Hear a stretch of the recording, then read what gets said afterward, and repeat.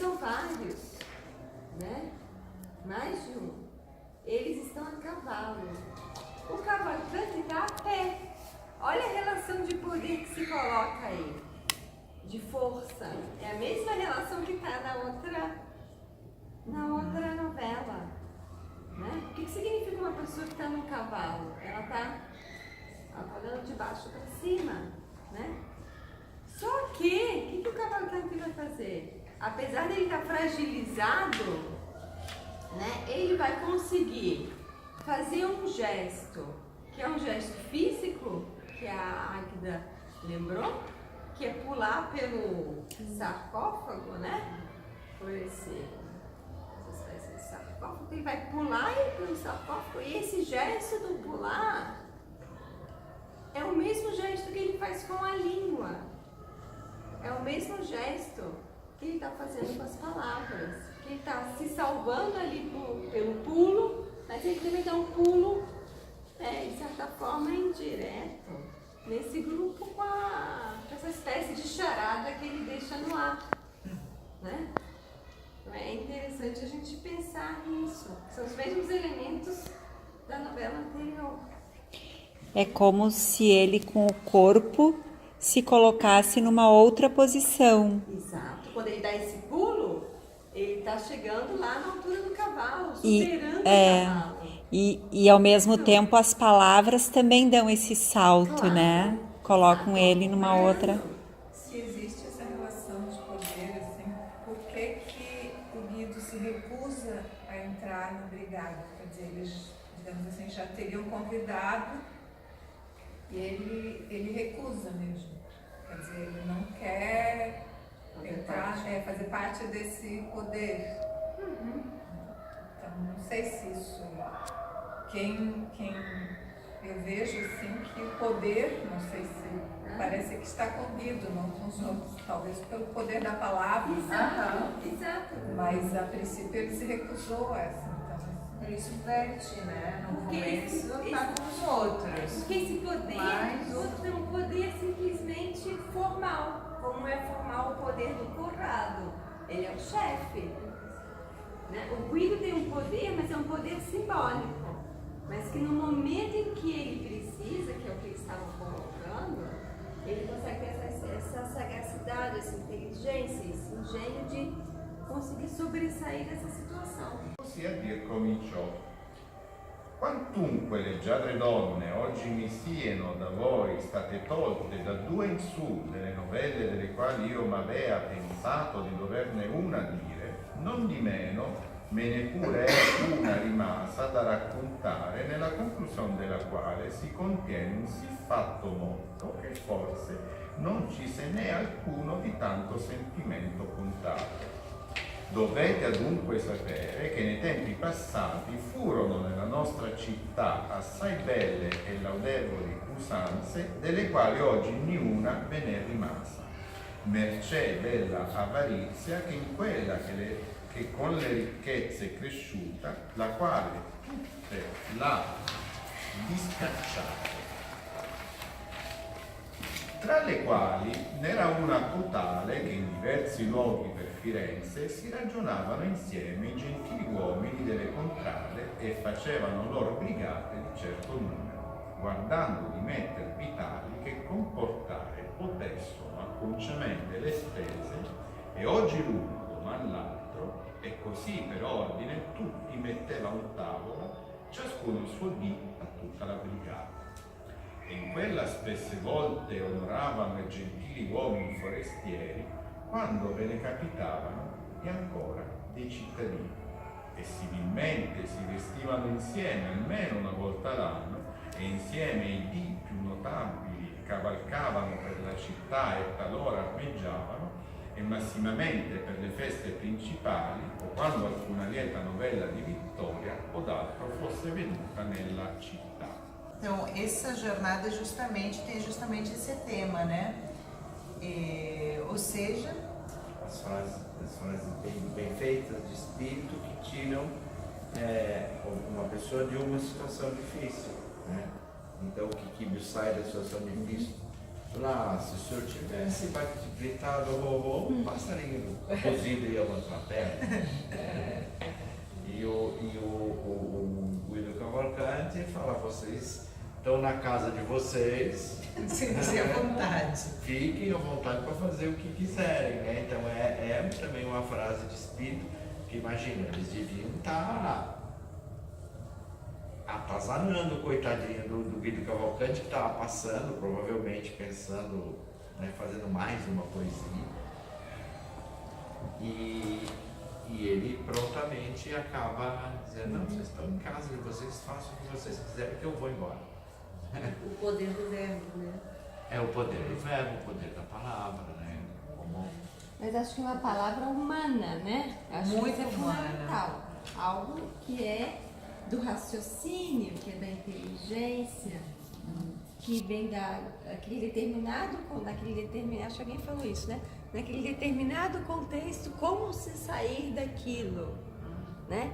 Com sagacidade, com uma certa ironia, O né? poder da interpretação também, né? Sim, Porque aqui nesse caso ele Sim. ainda sai como inteligente, porque o único que conseguiu interpretar, né? isso. O Brunelleschi, né? O Brunelleschi também é o único que Ele acaba sendo porque é o único que consegue interpretar. E aí eu não sei se é quando, não sei se vocês vão se lembrar, quando nós lemos alguma parte, acho que do Inferno, que a gente falou alguma coisa da gentilezza, do cuore gentile, né? Eu acho que vocês se lembram? Sim. Disso? Essa gentileza era uma gentileza que abria esse coração, mas abria esse coração para pensar outras possibilidades, né? Por isso que ele também é chamado de filósofo. E de certa forma, essa questão que estava colocada lá no Dante, num dos cantos que a gente viu do Inferno, ela aparece aqui porque a gentileza, ela tá tanto nesse grupo do Messer Beto, como ele apresenta logo no início, quanto no Cavalcanti. Só que são duas gentilezas completamente diferentes. A gentileza do Messer Beto é uma gentileza de cortesia, de pagar para os outros. É assim que ele começa o texto, né? E a gentileza do Cavalcanti é justamente a gentileza ligada à inteligência, ao engenho, né? Que é o que vai caracterizar o Boccaccio, né? Sim. A engenhosidade. E qual que era a situação que o Guido aparece na Divina Comédia mesmo? Ele também é arredio, assim? Eu não lembro como que o Dante coloca ele. Porque ele deve ser uma característica dele, inclusive, né? Tanto pro Boccaccio usar o Dante Alighieri usar o Guido, ele deve ser uma pessoa marcante, deve ser um artista marcante. Sim, nós falamos um pouco disso. Ele é um dos grandes poetas do Dolce Stil Novo, né? E ele vai ser um modelo para o Dante. Por isso que ele está. Ele é um pouco anterior a Dante. Exato, por isso que ele está na comédia e vai ser retomado também agora no século XXI. Mas eu acho interessante isso que você coloca, Patrícia, na questão da gentileza, né? É algo fundamental. Né? Essa coisa da gentileza, inclusive com a palavra, né? Com a palavra. Vamos pular 300 anos agora? 300 anos depois a gente vai ter um livro parecido com o Decálogo, né? Um livro que vai conter 50 histórias. Então seria um meio decámero, né? Que foi apelidado de Pentámero. É esse livro aqui que se chama O Conto dos Contos, tá? Em português. Na verdade, ele foi escrito em napolitano. O nome em napolitano seria Locunto degli Conti, né? E foi escrito na década de 30, entre 1630 e 1632, quando morreu o autor, que é Giambattista Basile, e que foi publicado entre 1634 e 1636, o livro. Tá? Nós vamos fazer aqui um teaser e um spoiler. Né? Não é? É. Porque o livro, a tradução do livro em português vai ser lançada aqui no dia 28, daqui a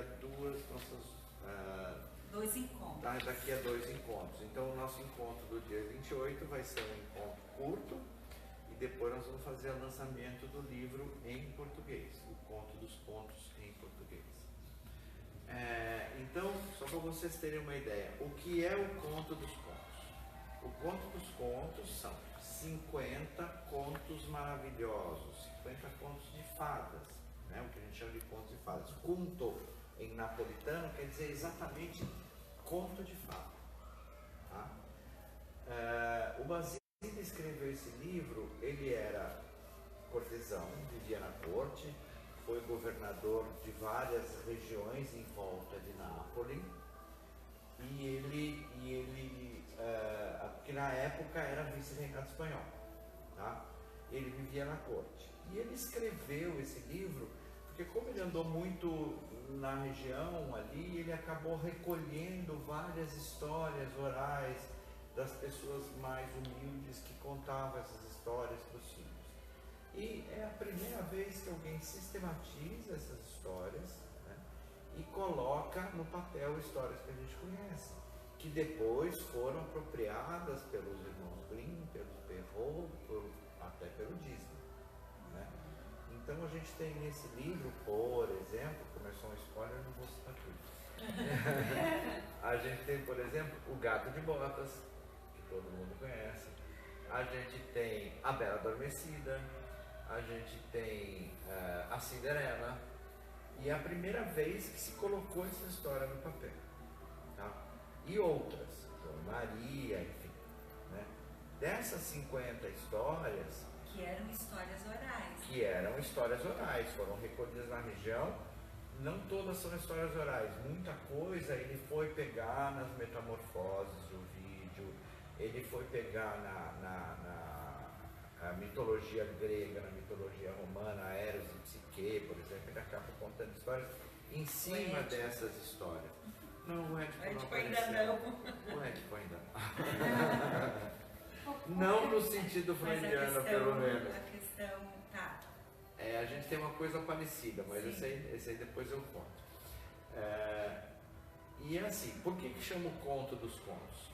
Ele tem uma diferença muito importante com relação ao Boccaccio. Né? Primeiro, o Boccaccio tem 100 novelas emolduradas por uma situação real. A peste que fez a Leve Brigada sair da cidade, contar essas histórias. No Conto dos Contos nós temos um conto de fadas que emoldura 49 contos de fadas. Tá? Então é um conto recheado de contos. La Papera, trattenimento primo della quinta giornata. Lilla e Lolla comprano al mercato una papera che caca denari. Una comare la chiede in prestito e, scoprendo che la papera fa tutto il contrario, la uccide e la getta dalla finestra. La papera s'attacca al culo di un principe, mentre lui sta andando di corpo e nessuno gliela può attaccare fuorché Lolla e per questo il principe se la sposa. Acho que deu mais ou menos para entender. Então vamos ler em português. Grande ditado era aquele de um grande homem de bem, que o artesão Não, lê em português. Não dá para entender. Melhor ler em português. O resumo também? O resumo, sim. Lilla e Lola compram no mercado uma pata que caga dinheiro. Uma comadre pede emprestada, mas acontecendo o contrário, ela a mata e a joga por uma janela. A pata se gruda ao traseiro de um príncipe enquanto ele fazia suas necessidades. Ninguém consegue tirá-la a não ser Lola. Por isso, o príncipe a toma como esposa. Tá? Essa tradução foi feita direto do napolitano. Eu já vi que tem diferença Foi italiano. Grande ditado era aquele de um grande homem de bem, que o artesão inveja o artesão, o limpa-fossas o limpa-fossas, o músico, o vizinho, e o pobre o miserável. Porque não há buraco nesse mundo onde não faça teia essa maldita aranha da inveja, a qual só se alimenta das ruínas do próximo, como particularmente irão ouvir do conto que vou dizer. Era uma vez duas irmãs de sangue tão sem nada que se sustentavam cuspindo da manhã à noite nos dedos, fiando um pouco de lã para vender. Mas com toda essa mísera vida não era possível que a bola da necessidade, batendo na bola da honra, acertasse a caçapa. Lembrando que aqui nós estamos no barroco extremo, no barroco napolitano, no espanhol, tudo junto, e que a maioria do livro é feita de metáforas. Tá? Principalmente as metáforas para quando amanhece e quando anoitece.